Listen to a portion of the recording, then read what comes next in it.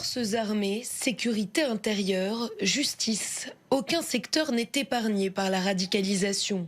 C'est ce que dévoile un nouveau rapport parlementaire consacré à l'extrémisme religieux ou politique. Ce travail a été mené durant 8 mois par 2 députés français qui ont réalisé une cinquantaine d'entretiens. À l'échelle du pays, le phénomène reste toutefois limité et sous contrôle, surtout dans les domaines de la justice, de l'enseignement ou encore de la sécurité, comme la gendarmerie, la police et l'armée. Les élèves qui sont un petit peu en difficulté, c'est la santé, parce qu'il n'y a pas une culture de renseignement et les hôpitaux ont besoin d'être mieux encadrés par le ministère Santé et par les ARS. Ils ont besoin d'aide, ces hôpitaux.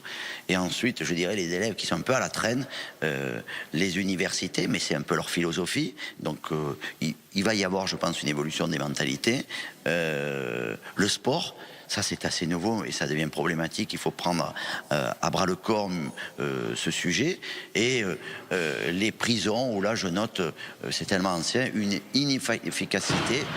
Ce n'est pas simple, mais il n'est pas normal que le prosélytisme et que la radicalisation augmentent sans cesse dans les prisons françaises.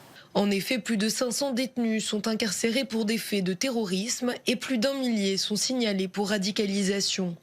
Une pression intense exercée sur les surveillants, parfois dépassée par le prosélytisme religieux qui s'opère. Le terreau idéal des extrémistes reste le milieu du sport amateur. 12,5% des personnes suivies pour radicalisation islamiste pratiquent une activité physique et sportive. Les clubs et salles de sport sont depuis plusieurs années utilisés par des recruteurs liés à des organisations terroristes.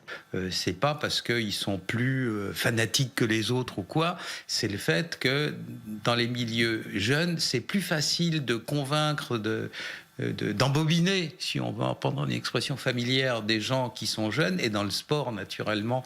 Puis en plus de ça, les gens qui sont sportifs, ils font pas beaucoup d'autres études, et donc ils ont des fois pas la distance. Il suffit qu'ils aient vu un truc à la télé ou une vidéo, et puis ça les convainc, etc.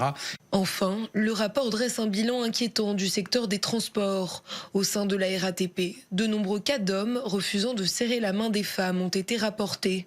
L'un des kamikazes des attentats du 13 novembre avait d'ailleurs été chauffeur d'autobus sur le réseau francilien. Autre exemple, à l'aéroport de Roissy-Charles de Gaulle, 80 employés titulaires d'un badge donnant accès aux zones réservées sont suivis pour radicalisation. Une situation facilitée par le manque d'arsenal législatif, car impossible pour les employeurs de licencier un individu au motif qu'il est suivi par les services de renseignement.